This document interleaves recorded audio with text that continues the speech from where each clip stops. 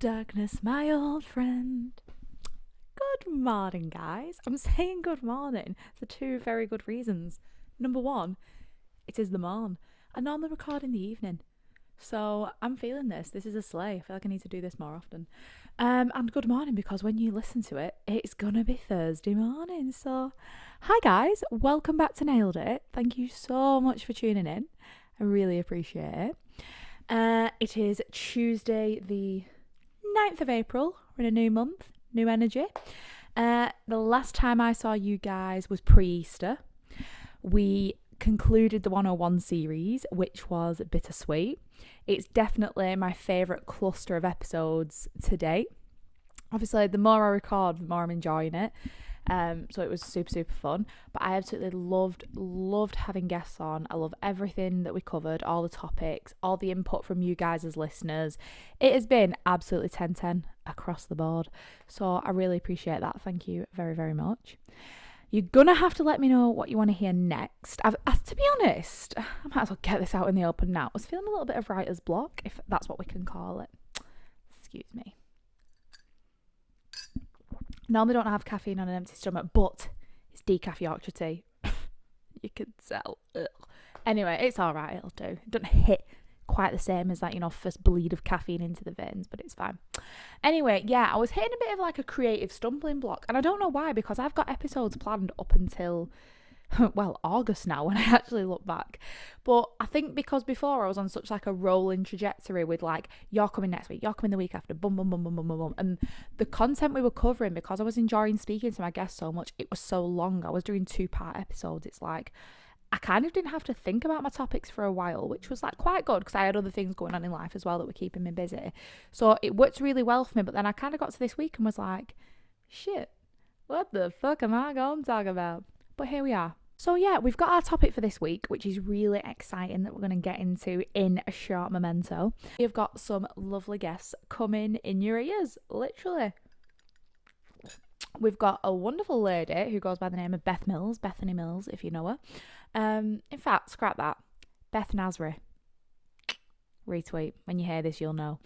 We're going to be covering a number of different topics together, funnily enough, but we're going to actually be starting with a topic about her religion, which I think is going to be an extremely interesting topic, so I hope you tune into that. We've got Miss Nicole, if you remember Astrology 101.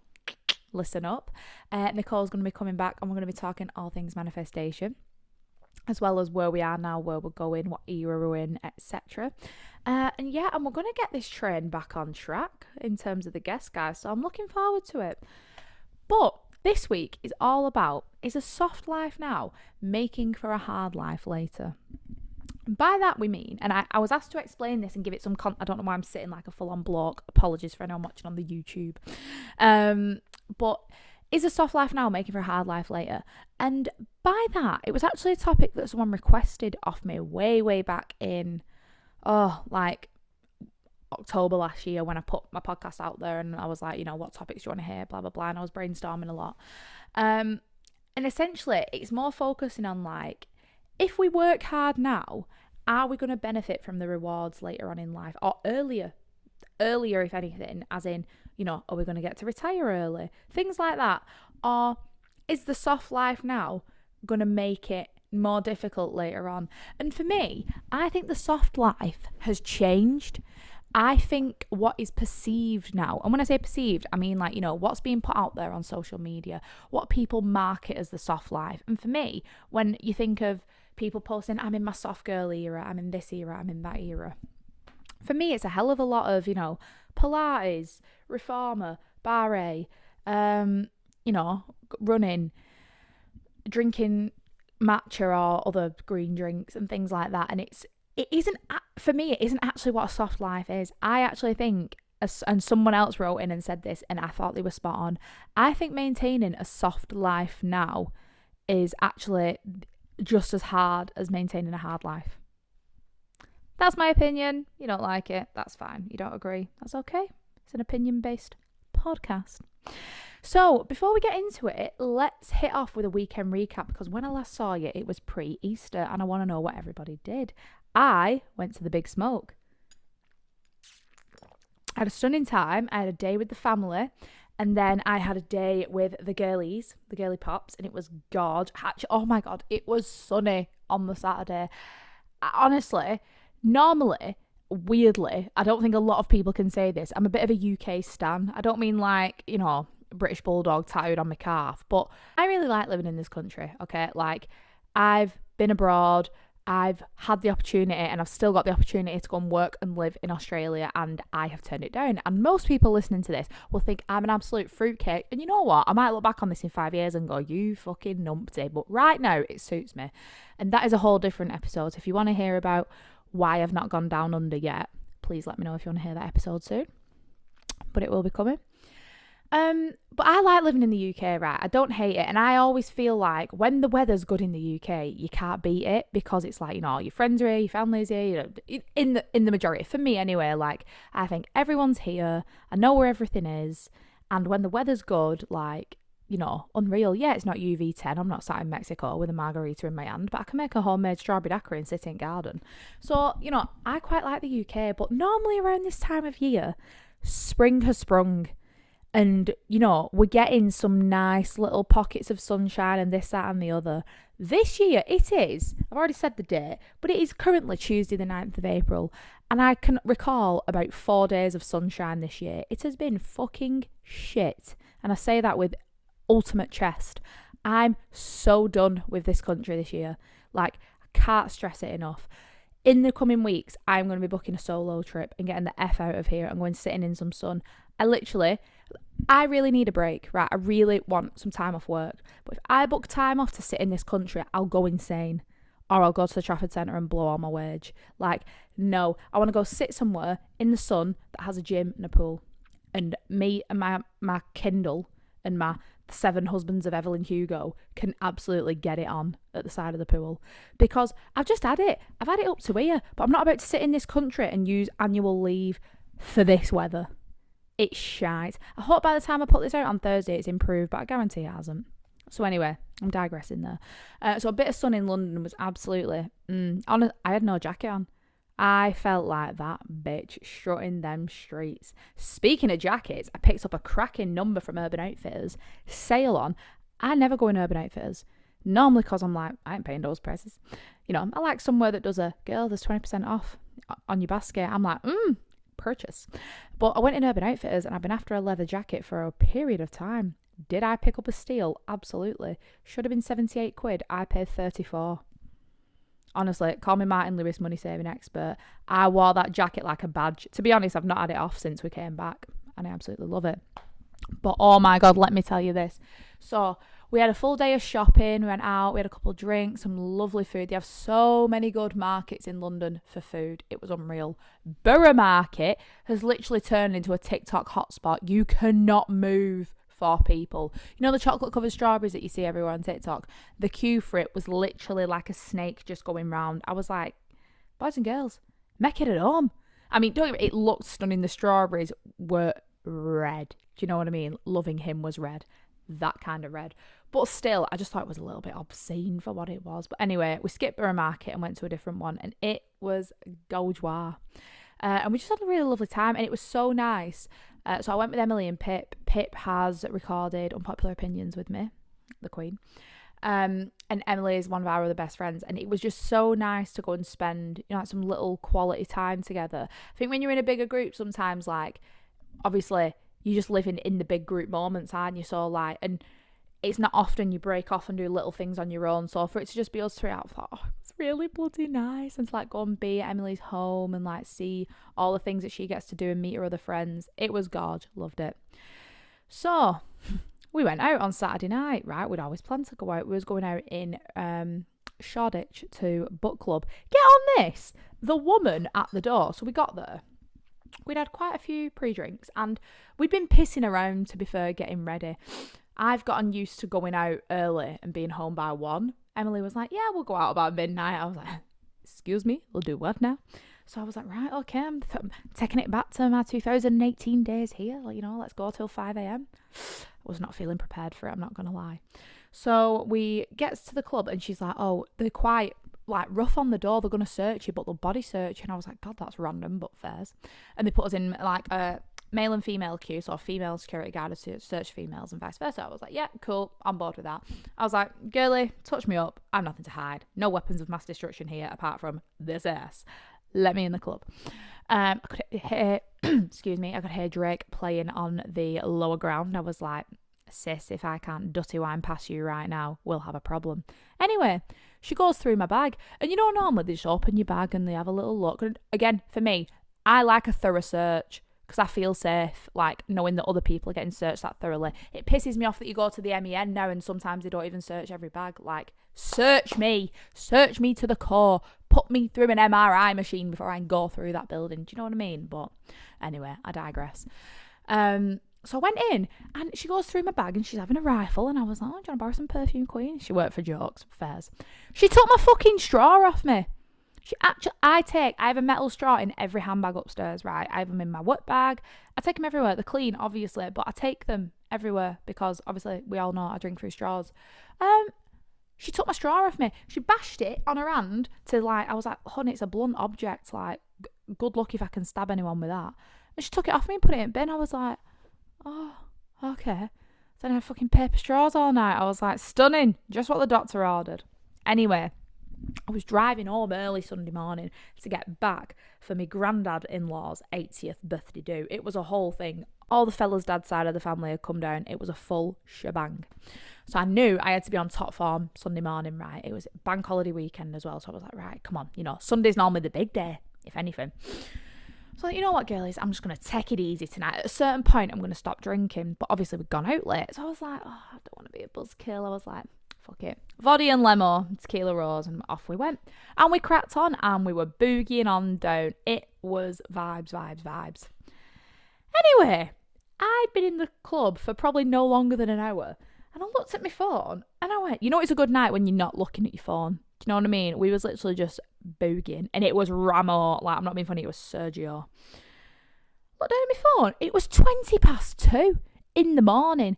I went, what the fuck? I was like, we've only been here an hour. I was like, you know what I mean? It stopped me dead in my tracks. I was like, surely to God, we have not been here that long. Anyway, clocks had gone fucking forward, hadn't they? Oh my God.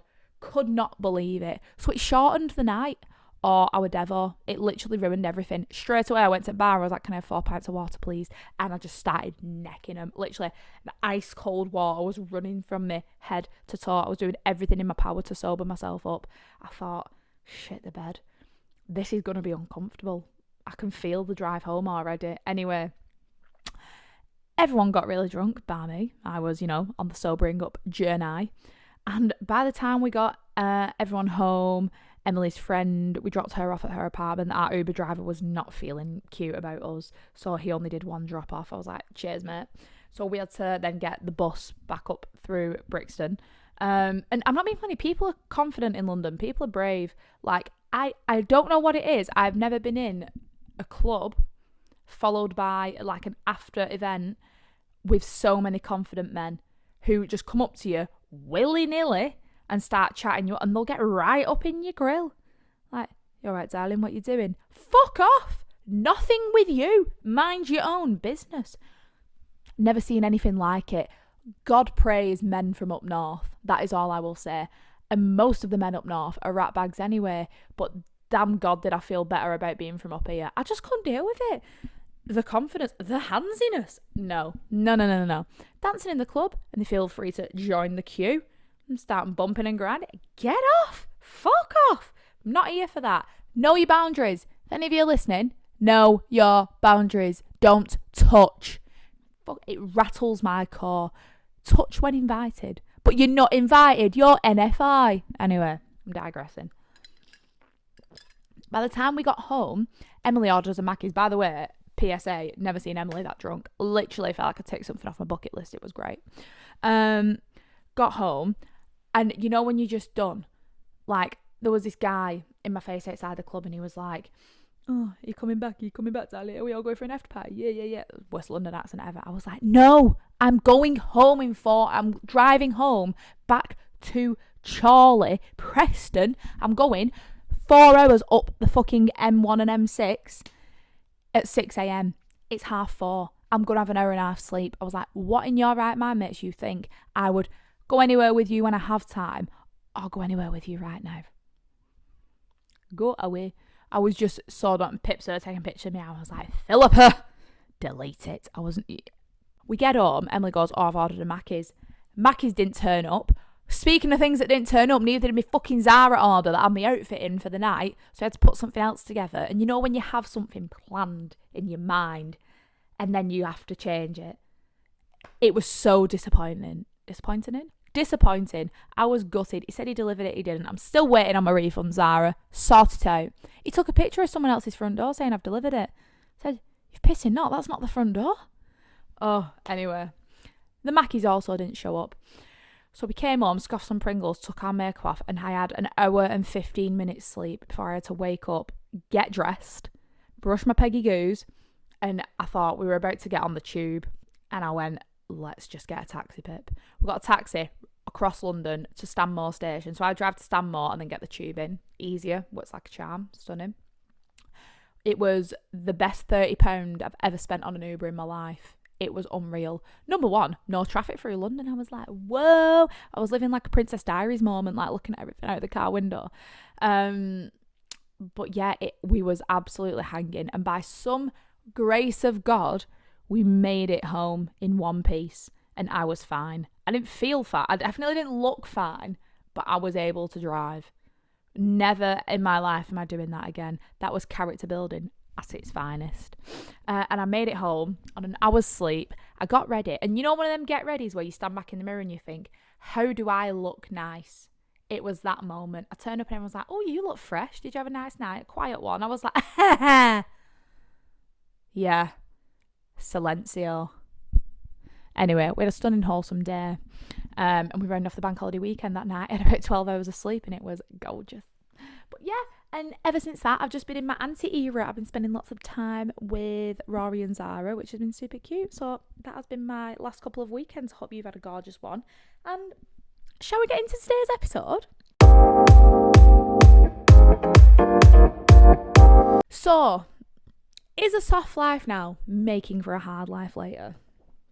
Well, you guys had a hell of a lot to say about it, let me tell you. And we've got quite a big mix of opinions, which I'm into. Do you know what I mean? But yeah, I mean, like I said before, this is how the way social media paints it out and how realistic it is, I think are two different things. For me, I think a simple life is better than a soft life, because I think the emphasis that's been put on being a soft girly or a soft anything is like, it actually is coming down to your aesthetic rather than the life choices that you're making. It's like, oh, make sure you're in your matching gym set. Oh, put a bow in your hair. Oh, buy the hair oil, buy the lip oil, buy this. I'm in my soft girl era. Fuck off. I'm sick of these eras. I'm sick of labelling things in that sense. Do you know what I mean? It really bugs me. Like, we're obsessed as a society, and it's just getting worse. Like, oh, I'm in my office vixen era.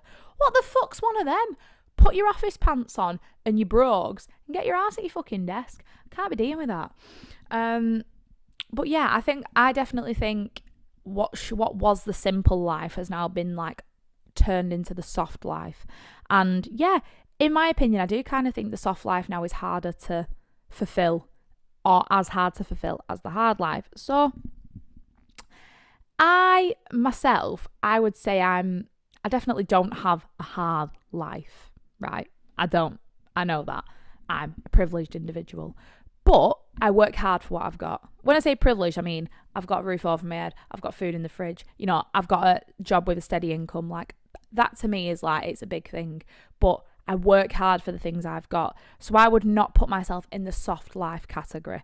I probably won't even put myself in the simple life category, albeit I'm trying to make my life simpler. That's just me right now. So this is how I defined it on the gram, and then we're going to go into what you guys actually think. So my take on things was this: hard life, grafting at work, maybe working overtime, working yourself for the benefits of what is to come. I would put that in stretching yourself thin, maybe not prioritising yourself or investing in your health and well-being. Sorry, no. I do say you're investing in your health and well-being, but I think you can do that in both categories, but I think it's kind of, again, marketed and done differently. Overcommitting, I would say. Probably a lack of sleep. You might invest yourself where you've got a return on like financially, essentially. And you tend to work hard over manifesting it and thinking that things will come to you. And then soft life, again, this is what I've pulled from other people and probably for the context of this episode, is like, you know, work is kind of not at the top of your agenda, which I think is fine. Different ideas. Now, for me, in the simple life, money doesn't buy you happiness. In the soft life, you need money to maintain that soft life. You need it. It's like, I just want to be a rich girlie. I want to marry a rich man. Do you know what I mean? Like, that to me is the soft life. The simple life is where you're like, materialistic things don't matter. But in the soft life, they definitely do with how it's painted today. You've got different ideas and drives regarding your idea of life and how to get there. You're kind of in a little bit maybe of a dreamland mentality, which I definitely normally live in, even though I would put myself more in the harder side. You do a lot more manifestation over working towards your goals. Now, here's one for me that I think is in the soft life that I think everyone should do regardless, and that is that you prioritize sleep, because that's literally the number one factor in getting anything done. And I think the more you prioritize sleep, the better everything becomes. And I'd say probably personalizing. I'd personally say prioritizing yourself over others. So they would be my definitions of the two. In terms of the statement, do I think a soft life now is making for a hard life later? Potentially.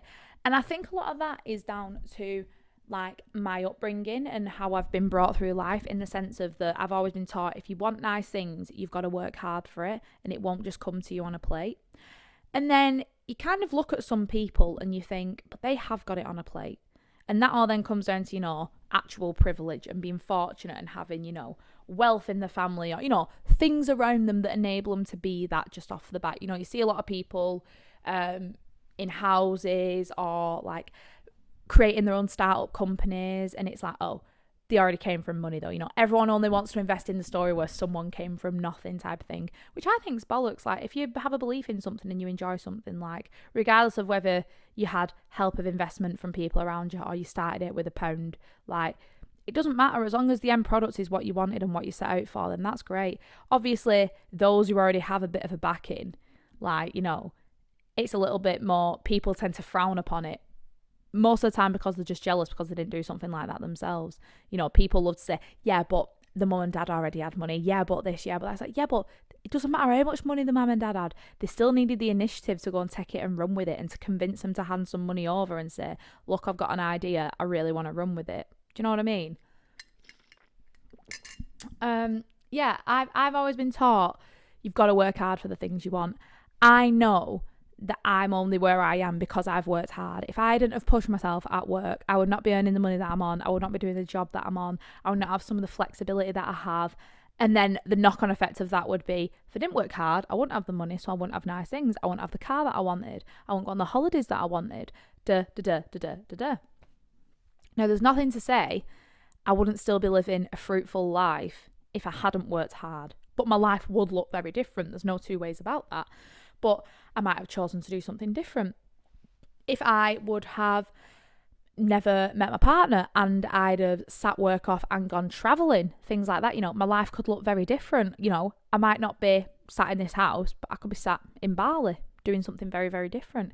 Doesn't mean I'm necessarily working less. Okay, if I was swanning off around Bali right now, I probably would be working less. But, you know, it doesn't mean that I have a different sort of dedication, but I'd have different goals. And I think a lot of the time, like, your life situation and your circumstances can determine how hard or soft you are. I think if I was single and I had different goals and different drives to like my end result, so to speak, I might be in more of like a soft era and a soft life, because, you know, I might potentially be working towards less than what I'm working towards now.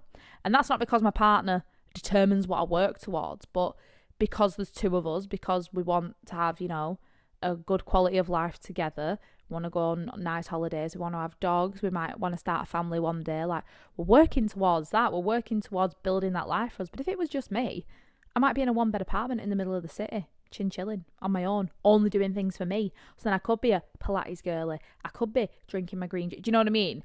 And it's not to say that because I'm in a relationship, I can't drink my green juice and go to Pilates. But it's all about being realistic and making it relative to your situation, which is something I say quite a lot. But I really want to get into some of the things that people have wrote in about because I've really, really, really enjoyed these. So let's start off with the polls. First one is the bog standard question: is a soft life now making for hard life later? We had 49% of yes, with a 50-50 split on no and not sure. So the majority of you voted yes. I then asked, do we focus too much on the end goal? Are we putting too much on ourselves, or are we working towards early retirement / early rewards? So 44% voted, yes, I'm living for my future. 14% voted, we've got time to work later. And my personal favourite, which still didn't win. However, 42% voted, lol, I don't want to do either, which is me. I would love to be sat with £1 million in the bank and not having to get up and go to work. I would love to log off this podcast and not have to do a full day's shift after it. But guess what? That's life. Do you know what I mean? It is what it is. And then I asked for everybody's input. So I got quite a lot of different write-ins, which was really, really good. The first one, which I enjoyed, was, I think there's too much pressure on having a soft life. I was like, ooh, explain, girly. I said, give me more. She said, I also think having a soft life is a hard life. It's just portrayed in reels on TikTok as simple, but it's really not. Couldn't agree more. This is what I'm talking about. When you search, I'm in my soft girl era, and you see what they're doing, even the products they're using alone, the way they're dressing, and yes, you can achieve that on a budget. I'm not saying you can't, but that is hard. That comes at a price, and at what price are you going to get that? If I choose to graft at work and do overtime, then it's because I want or need to for financial benefits. It doesn't make my life any less than someone's soft life, which I thought was very interesting. And that's a big thing for me. Don't get me wrong, just because I would put myself in the working hard category, I've not got millions sat in bank either. I've got some savings, but I'm a payday to payday girly. I've got shit to do. I've got clothes I want to wear. I've got holidays I want to go on. And I am of the mindset, and again, probably because of my situation and because of the things I've experienced, but if I got hit by a bus yesterday, I can't take this money with me. I'd much rather go down with it being spent and of having a good time than thinking, oh, I'm glad I saved up all that money. For what? For what? If I ever have children, they're going to be brought up to go and either go to uni or go to, go and fulfill yourselves in whatever way possible. But they're going to be brought up the way I was brought up. They're not going to be brought up to think, oh, mum and dad worked hard, so if it all goes to shit, I'll bank off them. No, that's our hard workings and money to give you guys a good life. But you've got to go and make one for yourself as well. Do you know what I mean? I'm not going to boot them out on streets at 16 like, right, sort it out. But they're also not going to be fucking bums. So that I'm really, really big on that. But that's the same. Like I get paid, and by the end of the month, I'm not swimming in the money. But I might have booked another holiday. I might have bought an outfit I really wanted, probably didn't need. I might have had a really good month going out. Like, I am living for now. Albeit I'm working hard to get what I want, I am still 100% living for the here and now. And I said, yeah, being a Pilates matcha girly can be hard. She said, who has time for that? I work long shifts. I go to uni. I can just about fit in my usual gym. And I couldn't agree more. So I was talking to one of the other girls about this, who said, can you have a soft life and work hard? Absolutely. Absolutely. You've got to make it fit in with you. So for example, I've just said I'm not a Pilates girl. I actually love Pilates, really enjoy it. I love Reformer Pilates. But my closest class is 25 minutes away from my house, right? So if I've drive 25 minutes somewhere for a 45-minute class and then 25 minutes back, that's nearly 2 hours. Or I can drive the 10-15-minute drive to my gym, do an hour and a half, and then either drive to my mum's or drive home, and for the same amount of time I've spent there, I've gotten more out of that situation. Do you understand what I'm saying? So for me, I think you've got to make it fit in with you. On the flip side, when I talked before about if I was single and I lived in the city, which is probably something I would have done, I would 100% be portraying the soft girl life. I would be going to Pilates because my apartment would probably be in walking distance for one, because that type of exercise now is coming up very popular and it's big in the cities. So they've got classes popping up everywhere. You look for your nearest reformer class, it's probably in a city 9 times out of 10, or some backstreet studio in a farmhouse. Do you know what I mean? So if I had a different situation, I may be doing that. So I think it's definitely got to be relative. Another thought we got here was, on the flip side, a soft life is potentially ideal because it focuses on simplicity, but it doesn't have to be in fancy Pilates studios. I work in mental health and I encourage all the basic ideas of a soft life for patients to try and recover, but the glamorized soft life puts pressure on the fancy aspects and makes it hard to achieve and sustain. And that's what I think the bottom line is. I think we've kind of let the simple life, it's not the simple life anymore. It's been branded as a soft life, whereas the simple life is the simple things bringing you joy. Going on a walk. Do you know what I mean? You can romanticize things. There's nothing wrong with romanticizing things. And trust me, if you want to buy the lip oil, the hair oil, the matching outfit, do it. I'm big on doing whatever you want to do, but I think we've made the soft life harder to maintain, and it is no longer the simple life. So that is definitely an opinion that I agree with. Here's another one I got. Talk about the desire to not have a hard life whatsoever. Retweet. No one wants a hard life, do they? No, I mean, for me, I find it quite rewarding when I work hard and get something out of it. But in terms of a hard life, no one wants a hard life. But here's one. Is hard life detrimental to mental health? So I counter-argued it and said, is a soft life? I feel like they defo both can be. When I think of the grind, I feel tired. Again, the grind mentality, we've talked about this quite a lot over the last couple of weeks. It's kind of gone to two extremes, hasn't it? You can't just be a grafter anymore, and you can't just be a simple person anymore. The hard-working life is kind of like, oh, get up at 4 a.m, go and do this. You know, I see lots of TikToks and reels of, oh, my 5 a.m. to 8 a.m. routine before my 9 to 5. And you're thinking in your head, who the fuck is waking up at 5 a.m. to go and do that? I can't be arsed with that shit. So, or you've got the complete opposite side, which obviously I already talked about, where it's, oh, I get up at 10 to 9, I make a nice coffee, I journal, I meditate, I do red light therapy, then I log on. You know what I mean? Like, even the music in the background's different. You go from Slipknot to fucking orchestra. Like, what if you're somewhere in the middle? I reside in the middle. Some days I get up at 6 and I feel belting, and I think, you know what? I'm going to go to the gym. I'm going to go for a walk. I'm going to do this. I'm going to do that. I'm going to record my podcast. Other days, I can barely drag myself out of bed at 8:30, and I just literally log on in my pyjamas and I muster myself up through the day, and come about 1 o'clock, I'm kind of feeling all right.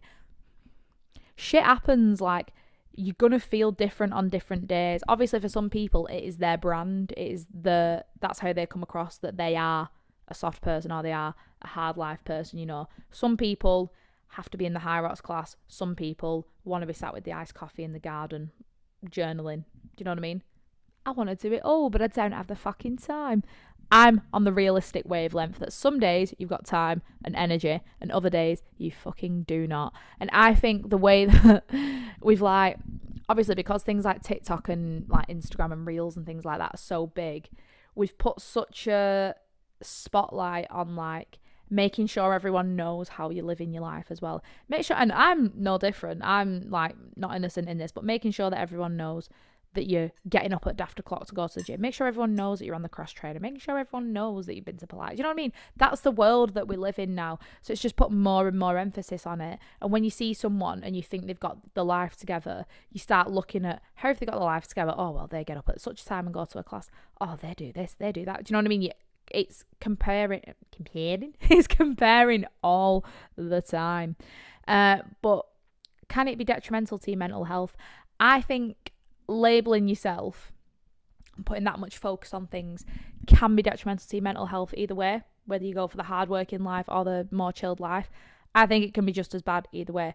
I know people who have a very different life approach to me, and they've sort of had a lower self-esteem, or like their mental health has lacked because they've not been stimulated and fulfilled in some ways. And then I know some other people who literally work themselves into the ground and they're fucking miserable. It depends how extreme you go on either side of the spectrum, I believe. Here's another one. I asked the question, do you believe if you work harder now, we can chill the F out and retire sooner than retirement age? Someone said, yes, that's what it's all about. I got 36% there and 64% on no, it'll be forever. Raw. I got a message saying, I'm yes and no. I said, oh, tell me more. So she said, I believe I'm going to retire at 55 as a choice. But then I look at my pension plan and I'll probably work forever. This pause, honestly. The thought of the retirement age being any more than 50 and 55, which I know it already is, but it knocks me sick. I look at my mum now. My mum is 61 and she's still working her bollocks off. And obviously to me, my mum she doesn't feel any older, but I know she is. And it's like, I want you to be chilling. I literally want you to be chilling out, mixing, relaxing, all cool. And don't get me wrong, she's not like building a fucking house. She's not laying bricks or anything. But she gets up at like 5 a.m. every day to go to work and gets home at 4. And I'm like, poor sod. Like, maybe I should birth you a grandchild so you can go part-time and look after it. Do you know what I mean? Like, I want her to be able to relax and put her feet up. I don't want to still be doing that at 60. That is my biggest motivation now, is that I want to work hard to not be doing that when I am that age. Anyway, I digress. I look at my pension plan and think I'll work forever, but then I'm also like, why do I need to work longer? Facts. And why should I? But then I'm like, I shouldn't be grinding all the time to save when I should be living now. But living now is too expensive and impossible without the money. Facts. This country has made it impossible to live. So I probably will work harder to have a better retirement, but I want a bit of work and play. I want to work hard and achieve shit, but I also just want to travel and see the world. I.e., we all need a sugar daddy with a yacht. And I said, yes, in Dubai, with a thong. We do. That is literally it, summarised in a nutshell. It is so hard to live the life that we all set out to live without having some money in the bank. Do you know what I mean? Like, we think, oh, I want to go travel. I want to go to Thailand. I want to go to Bali. I want to go to New York. I want to do this. Like, the holiday list I have in my mind is so extensive, it's a joke. It is unrealistic. But then I think, well, I earn X amount, so I'm just going to do it. And then I think, how am I going to pay those bills? So it is a really hard balance, but I couldn't agree more. It's like, you get to a certain point, you think, why should I actually be working? And on that note, we talked about this in quite a lot of depth. So the girl who wrote in about that is someone that I'm quite friendly with. And is an understatement. But we talked, there was actually 3 of us, we talked about potentially peaking early, in the sense of, so I didn't go to college, I didn't go to uni, and a couple of my other friends didn't either, and they got straight into work. And so I've been working now since I was 16, and I'm 25, I'll be 26 this year, so that's nearly 10 years. And I look at where I've got to in my career, and I'm kind of like, is this it? I know it's not it. I know we strive for more. We go again and go again and go again. And it's like, oh, you know, all the goals I set out for myself of what I want to be when I'm 30, maybe I'll hit them. But sometimes I look around at my peers who are like in their 50s and we're doing the same job and, you know, potentially on the same money. They're probably on still more than me, but do you know what I mean? And I'm like, is this it? Is this all it is? Do you know? I'm like, have we peaked too early? Should I have gone to uni and been wild for a few years? Should I have done this? Should I have done that? Should I have had the gap year and travelled so that I could be doing all these things later on in life? And then I'm thinking, but have I done it right? Like, will I get to 50 and hang my boots up and sell my big house and retire on my boat like Rosie and Jim and go sail all the canals of the UK? Like, I don't know. Obviously, like, you can't predict it, but it's a very, very tricky one. And I think sometimes it's easy, especially when you start managing people who are older than you. And you sat there and you're like, fucking hell, like, how have I got to this point? I know how, through sheer graph, but like, is this it? Is there more than this? Are we going to get higher? Like, is it realistic to earn X amount of money? Is it like, are the next job offers realistic for where I am in life? It's a proper perplexing one when you've started working from a young age. I had a lot of messages about the retirement age and calling the government pedos and nonces, which is fair play, would agree. Here's one on the flip side. I don't think anyone should quit working or engaging their brain completely ever.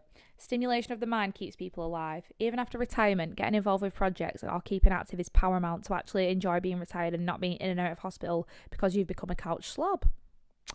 Just an opinion, obviously, but mental and physical fitness should be a lifestyle, not a trend for Insta or to look banging on holiday. Ah, okay. So that's like the extra add-on. I do tend to agree, and I've noticed that a lot in my company, that people who have retired have come back and worked like a day or two a week, you know, just to keep themselves stimulated and in the mix. And I like to think that that wouldn't be me, but it's easy to say that when I'm not in that position yet. Who the fuck knows? I might get to 50 and think, I'm not slowing down. I've got more to give. Do you know what I mean? I might also get there and think, bye, see you later. I'm going to the Maldives, darling. I do definitely believe in keeping yourself stimulated though. Like, I look at my granddad. My granddad's just turned 80. He goes out and plays golf every day. He's always cooking new recipes, things like that. He's always gardening. He's keeping himself stimulated. When we hit the pandemic and he got poorly, he was ill literally for about 3 years. Like, he was so unwell for such a long time, and part of that was not being stimulated. The other part of it was getting long COVID. But digress. I'm not here to talk health. I don't work for the NHS. I don't know nothing. I just know he's really ill, all right. But I do agree that we should be keeping ourselves stimulated. I think that is a massive, massive factor. She then went on to say, the whole soft life thing boils my blood, to be honest. Some of it I totally get, whereas some of it screams laziness and lack of work ethic. Interesting take. Work hard now while we're young, no kids, fit and healthy, so that when we're our parents' ages, we can go on 2 or 3 holidays a year, give our kids a very comfortable life, knowing mum and dad worked hard to give them what they have, and then to be able to enjoy growing older, disgracefully, of course. This is a very one-sided response, by the way, but it's interesting to hear. I get called boring so often about working being my priority, but then compliments on my car, fitness routine and mindset. Nothing worth having comes easy, and I think so many people are too entitled or lazy to think that way. Girl got a point. Fair play to you, queen. But like, some people have said to me before, like, you live a really exciting life, or like you're in good shape, or this, that and the other, and it's like, yeah, some people are born with it. Maybe it is Maybelline. I'm not. To stay in decent shape, I have to be in the gym. I have to be doing this, that and the other. To go and do the nice things in life means I have to work. Some people are like, oh, you're always working away. You're always this. I don't know how you do it. Because I'm going on 5 holidays this year, queen. That's why I'm doing it. It's not how, it's why. It is my why. It is my reason for getting out of bed. Because I can't wait to be living in a different house with my dream kitchen and my 5 golden retrievers. Living life. That is my why. So yeah, that's a really interesting take though, for sure. And then she also went on to say, which makes me laugh, and I will digress, I think you've got it nailed. You work your ass off on your job, no doubt, or you wouldn't be where you are now, but you also make time for your felly, your friends and stuff you love to do. Balance is key. Too much of the hard life and you're miserable as shit. Too much of the soft life, you've not got a grip on reality and you're not making anything easy for yourself in the long run.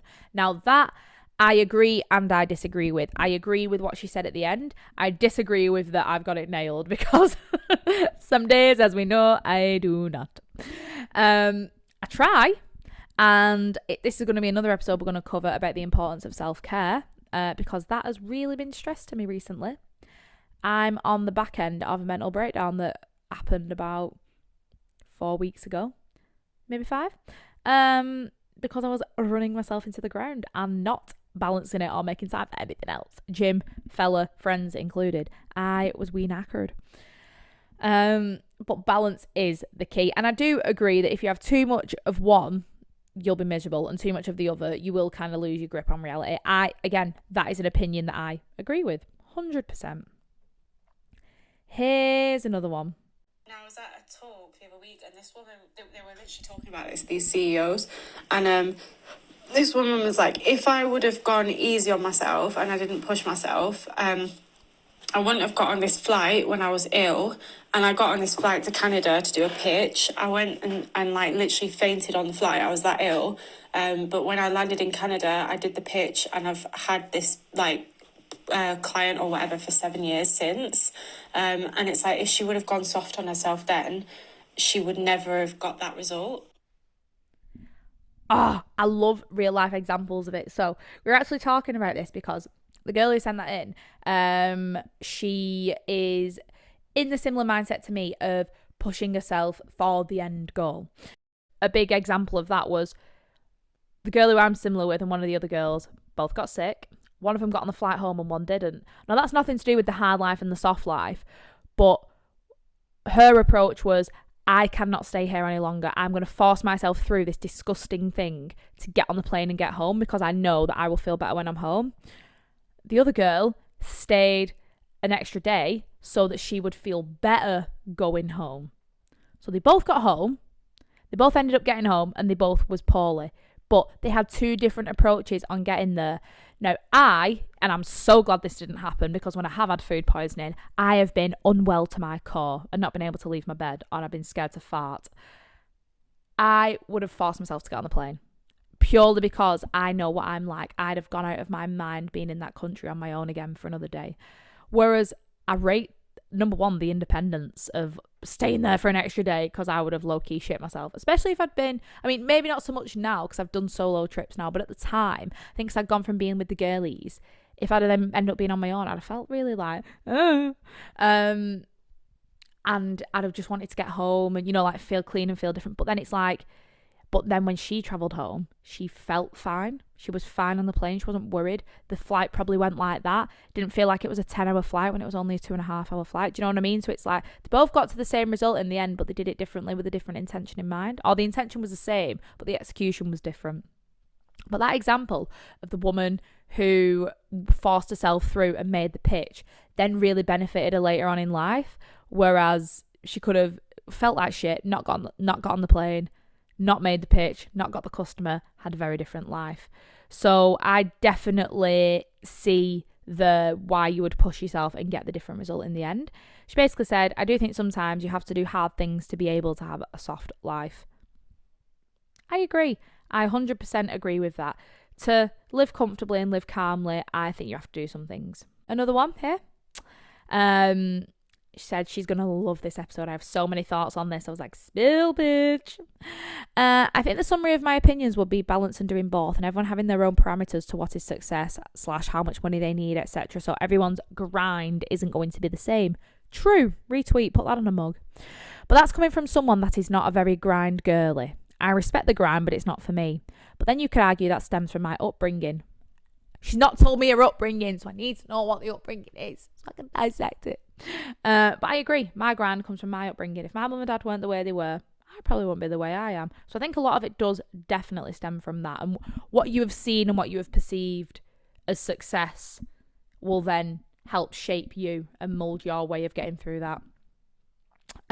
She said, but in summary, there's no right answer other than do you, boo. Agreed. She said, you've really got me thinking. I'm on a ferry just having an internal monologue with myself about it. So I really want to hear the internal monologue, if I'm honest. Another one we've got here is, I think you have to push yourself to enjoy things properly. Work hard, play hard. I would say that I resonate with that one. I think, like, I always use the term diamonds are made under pressure, and I laugh about it, but sometimes I do think it's true. Here's another one. I feel like you can't win, so social pressures aside, just do what makes you happy. Agreed. Could not agree more. Always stressing about the future and feel pressure to be the next Alan Sugar. Can you relate? You're fired. I can definitely relate to that 100%. I mean, again, it's how you determine what you want your life to look like.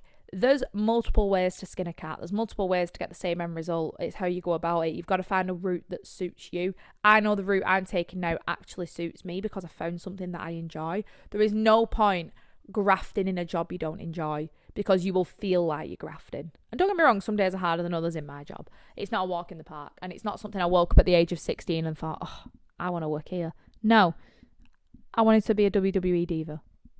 We know this about me. Let's just get on with it. I think it's definitely taking the time to find something that you enjoy, and then you will feel less pressure. Because if you enjoy it and you can live off the money you're making, you don't have to be fucking Kim Kardashian, do you? You can literally, as long as you're living the life that suits you, and you've got, a warm house and some scran and a kettle and a toaster, you're probably going to be absolutely right. Do you know what I mean? You don't have to be living any type of particular life, but the pressure in social media. I sometimes think a social media break does the world of good when you're feeling under pressure.